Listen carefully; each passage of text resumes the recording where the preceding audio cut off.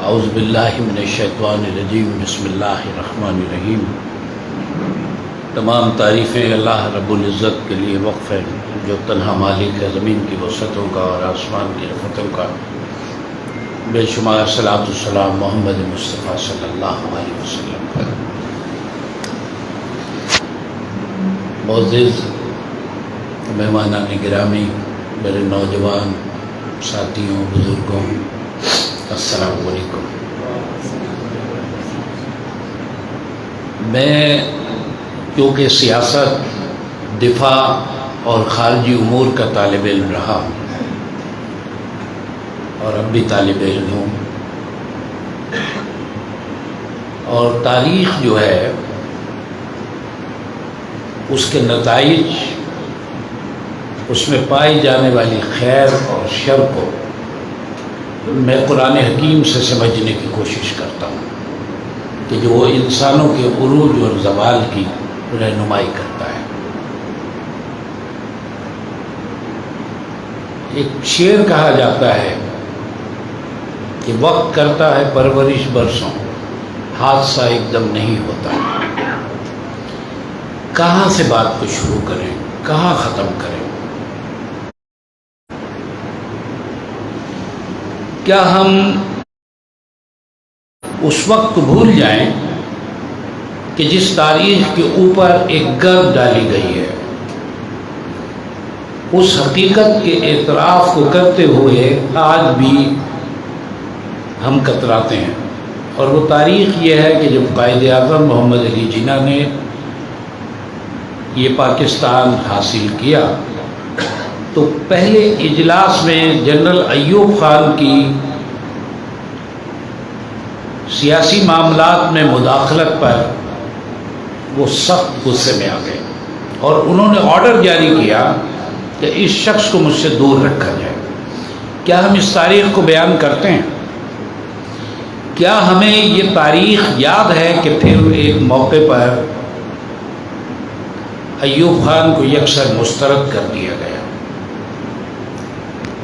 کیا ہم اس بات سے اب بھی لا علم ہیں کہ قائد اعظم کے انتقال کے فوراً بعد ایوب خان کے لیے دروازے کس نے کھولے اور ایوب خان کے اقتدار سنبھالتے ہی ایک نرسری لگنا شروع ہو گئی؟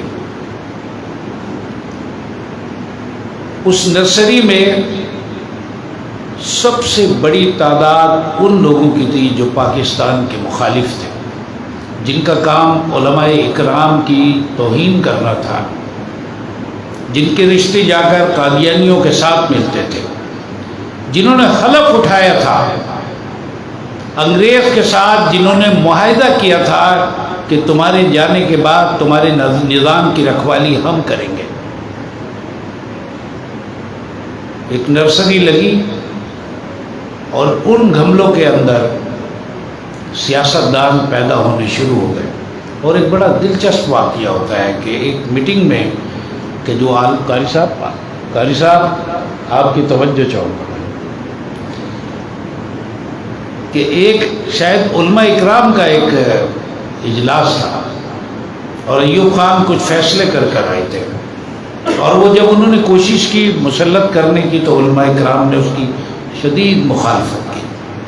تو ایوب خان نے بڑے غصے سے کہا کہ آپ سیاست دانوں کو سیاست کی ABCD بھی نہیں آتی۔ تو مودودی صاحب نے اس کا جواب دیا کہ جب ABCD تک پہنچتے ہیں تو راستے میں GHQ آ جاتا ہے۔ تو پہلے ہمیں اپنی غلطیوں کا اعتراف کرنا چاہیے، سب سے پہلے ہمیں اپنی غلطیوں کا اعتراف کرنا چاہیے کہ ایسا کیوں ہے۔ لیکن شاید کوئی دروازہ، کوئی کھڑکی ایسی کھل جاتی ہے کہ جو مستحکم ادارے غلطیاں کرنے پر یا تو مجبور ہو جاتے ہیں یا ان کی غلطیوں کو آپ غیر دانستہ غلطیوں کا روک کرتے ہیں۔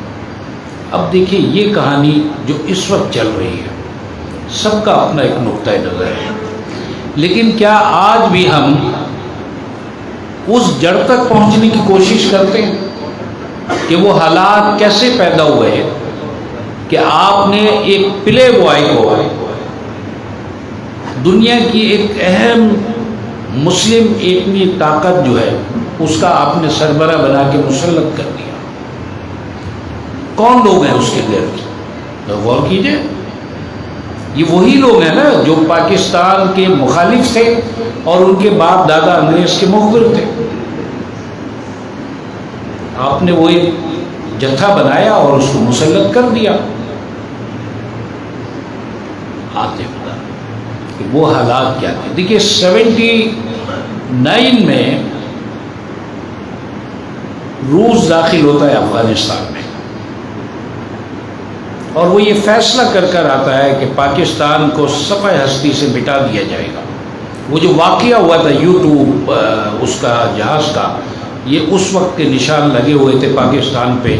جو وہ امریکن طیارہ وہاں گرا تھا، بٹبیر کے مقام سے اڑا تھا اور وہ وہاں انہوں نے اس کو پکڑ لیا تھا اور انہیں معلوم ہو گیا تھا کہ پاکستان کے کس علاقے سے یہ اڑ کر آیا ہمارے خلاف کارروائی کرنے کے لیے.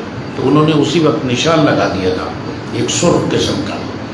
بہرحال اب رشیا یہاں آتا ہے، آپ اس کا مقابلہ کرتے ہیں.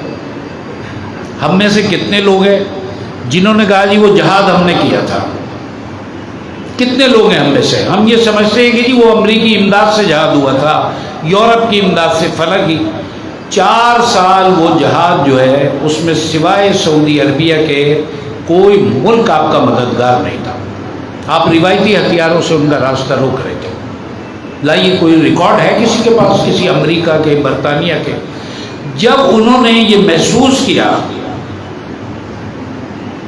کہ یہ جہاد جو ہے یہ اپنی فتح کی منزل پر پہنچنے والا ہے، وہ بین الاقوامی سامراج اس میں کود گیا. اللہ کا کرنا دیکھیے کہ دوسری جنگ عظیم کے بعد جس سازش نے دیوار برلن بنائی تھی، وہ دیوار برلن جو ہے وہ ٹوٹنے کی طرف چلی گئی. اور پھر ہم نے اس میں یہ الزامات برداشت کیے نا کہ جی ہم دہشت گرد ہیں. تو میں ہمیشہ ہر فورم پر ایک بات کہتا ہوں کہ آپ بڑے فخر کے ساتھ کہیے کہ ہم دہشت گرد ہیں، ہم اپنی دہشت گردی کا اقرار کرتے ہیں. لیکن تم ایسا کرو، اس دیوار برلن کے ٹکڑے جمع کرو اور پھر اس کو تقسیم کر دو جرمن کو. کیوں فخر کے ساتھ جو ہے بیٹھے ہوئے ہو کہ یورپ نے ایک نئی کروٹ لی ہے؟ بنا دو اس دیوار کو دوبارہ سے. اب دیکھیے یہ جہادی جو ایک فکر تھی، جو اسلام کا ایک غلبہ پاکستان کی طرف آیا تھا، اس کو ختم کرنے کے لیے یہ آج سے نہیں، اس وقت جب پہلا فوجی ماسکو کی طرف شکست کھا کے بھاگا، یہ تیاری شروع ہو گئی تھی کہ اب اس کو کیسے روکا جائے گا، کس طرح سے ہم اس کو روکیں گے. یہ تو اب آگے بڑھ گیا، یہ کشمیر تک بھی جائے گا، برما تک بھی جائے گا، یہ فلسطین بھی جائے گا، ایریٹریا بھی جائے گا. جہاں بھی مسلمانوں کو ضرورت پڑے گی یہ لوگ چلے جائیں گے. اب یہ سیکھ گئے. اب اس سلسلے میں ایک اور آپ کو واقعہ بتاتا ہوں. ڈاکٹر کورٹ والڈہائم جنرل سیکرٹری تھا اقوام متحدہ کا. تو شیوٹ ناڈے اور یہ سارے مل کے انہوں نے کہا یار وہ بات کرو اس کے ساتھ، رشینز کے ساتھ، گورباچوف کے ساتھ، اور ان سے کہو کہ یہ اس کو ابھی ختم کرو. تو رشیا کے جو وہ گورباچوف تھا اس نے بتایا کہ آپ ہم سے کیا کہنے کے لیے آئے کہ ہم اس جنگ کو بند کر دیں، جبکہ ہماری انٹیلیجنس ایجنسی یہ کہتی ہے اور حقائق یہ بتا رہے ہیں کہ یہ ہم شکست کے قریب ہو گئے، تو بند کیوں کر دیں اس کو. تو اس نے کہا جی بات اصل میں یہ میں آپ کو شیوٹ ناڈے اور وہ ڈاکٹر کورٹ والڈہائم کی میں بات بتا رہا ہوں. انہوں نے کہا وہ تو ٹھیک ہے کہ ہم تمہاری شکست کے خواب دیکھتے چلے آئے ہیں، 1 صدی گزرنے کو ہے، لیکن مسئلہ یہ ہے کہ تم شکست کھا رہے ہو جو ہماری آرزو تھی. لیکن اس میں ایک بڑا خطرناک عنصر پیدا ہو گیا. اس نے کہا وہ کیا؟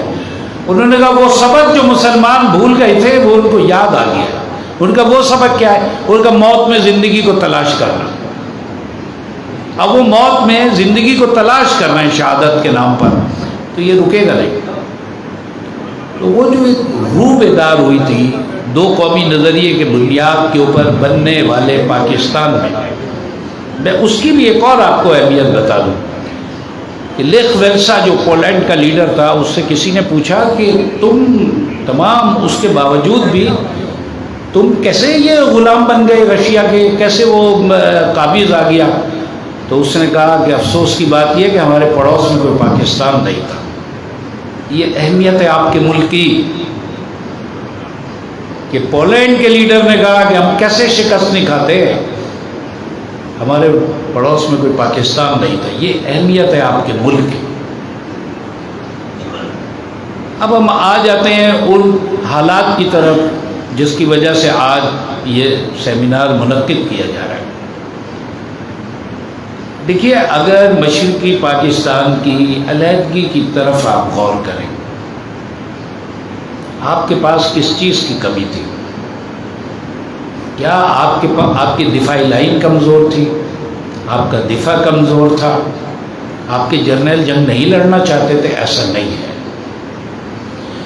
دنیا کی کوئی بھی فوج اس وقت تک جنگ نہیں لڑ سکتی جب تک عوام اس کے ساتھ نہ کھڑی ہوئی ہو۔ آپ کی عوام کو اس وقت تقسیم کر دیا گیا، ادھر تم ادھر ہم، وہ عزائم تھے۔ اس میں بین الاقوامی قوتیں آئیں اور آپ کا ملک ٹوٹ گیا۔ اب میں جس کہانی کی طرف آپ کو لے کر جا رہا ہوں وہ کہانی یہ ہے کہ وہ اداروں کے خلاف جو زہر اگلا جا رہا ہے وہ کیوں نہ اگلا جائے؟ صرف اس نقطے کے اوپر آپ غور کیجئے کہ امریکہ سے ایک آواز آتی ہے کہ سی پیک کی تکمیل، کور مائی ڈیڈ باڈی، ہماری لاش کے اوپر سی پیک بنے گا۔ تو ہم سب کو غور کرنا ہے، ہمارے اداروں کو بھی غور کرنا ہے، عوام کو بھی۔ اداروں میں فرشتے نہیں بیٹھے ہوئے ہیں، سیاستدانوں میں فرشتے نہیں بیٹھے ہوئے ہیں۔ ہم کب تک یہ غلطیاں کریں گے؟ کب تک اس طرح سے گملوں کے اندر جو ہے نا یہ جمہوری خاردار وہ پھل جو ہے وہ اگاتے رہیں گے؟ ہم کیوں ڈرتے ہیں آپ؟ اس ملک کی اول اور آخر ضرورت جو ہے وہ اسلامی نظام ہے۔ آپ اس طرف کیوں نہیں بڑھتے؟ کیوں شرماتے ہیں آپ؟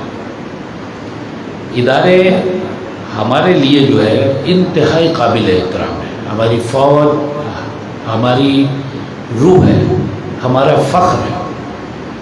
مجھے خود اللہ رب کریم نے موقع دیا ہے، میں جب رشیا کے ساتھ معاہدہ لڑائی ہو رہی تھی اس وقت بھی اللہ نے مجھے موقع دیا کہ میں عملی طور پہ بندوق اٹھا کر وہاں موجود تھا، اور جب امریکہ آیا تو اس وقت بھی مجھے اللہ نے سعادت دی کہ میں وہاں پہ موجود تھا، اور جو ہم کر سکتے تھے اپنے طور پر وہ ہم کرتے رہے، لیکن ہماری آرزو تو شہادت تھی۔ تو یہ جو ایک انٹرنیشنل کھیل آپ کے گرد آ رہا ہے، علماء کرام کی توہین، دیکھیں ایک وزیر اعظم، ایک ذمہ دار شخص کھڑے ہو کر کسی، آپ لاکھوں اختلافی نقطہ نظر رکھے ہیں کسی عالم کے ساتھ، لیکن آپ اس کا تمسخر اڑاتے ہیں وہاں کھڑے ہو کر، تالیاں بجاتے ہیں،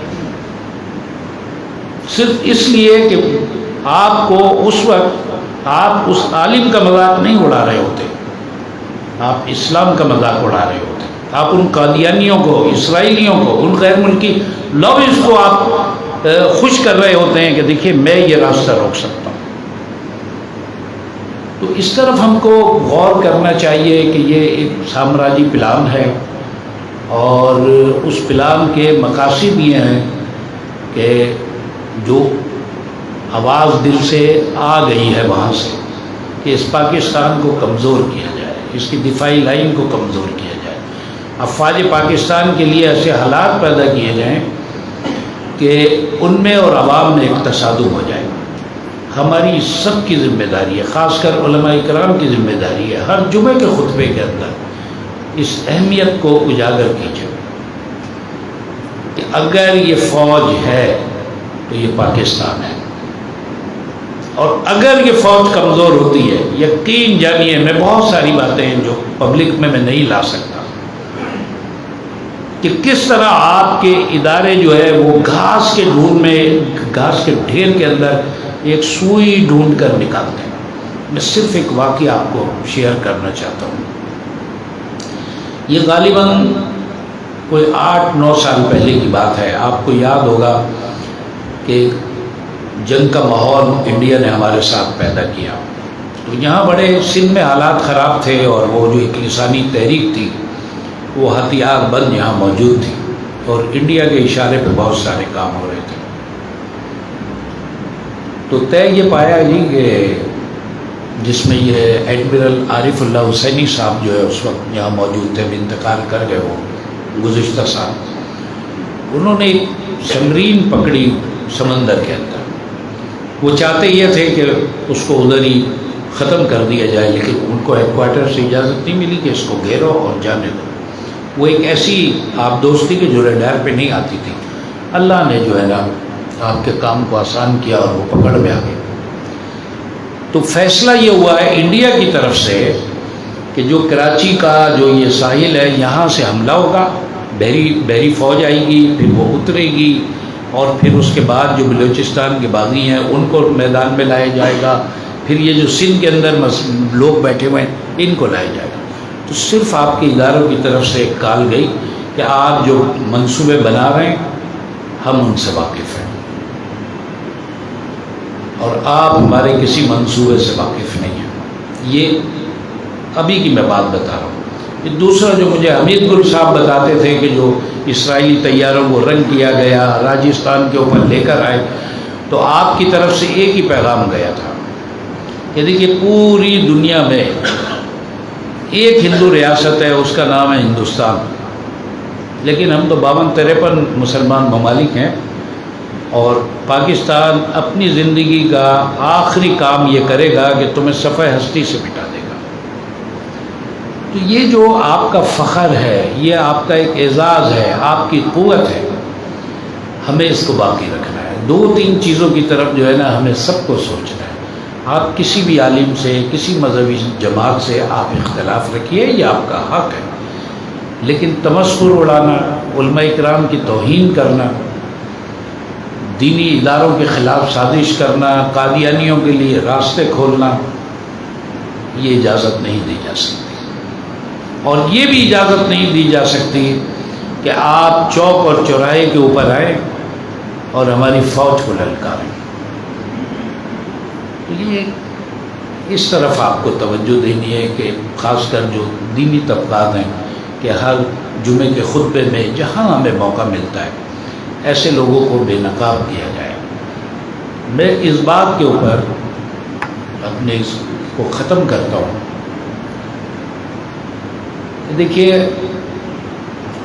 ہر وہ شخص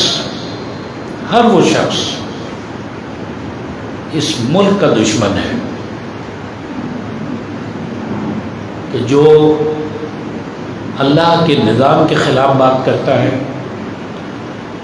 اور پاکستان کو ایک سیکولر اسٹیٹ بنانے کے لیے سامراج کے ساتھ جا کر ہاتھ ملاتا ہے۔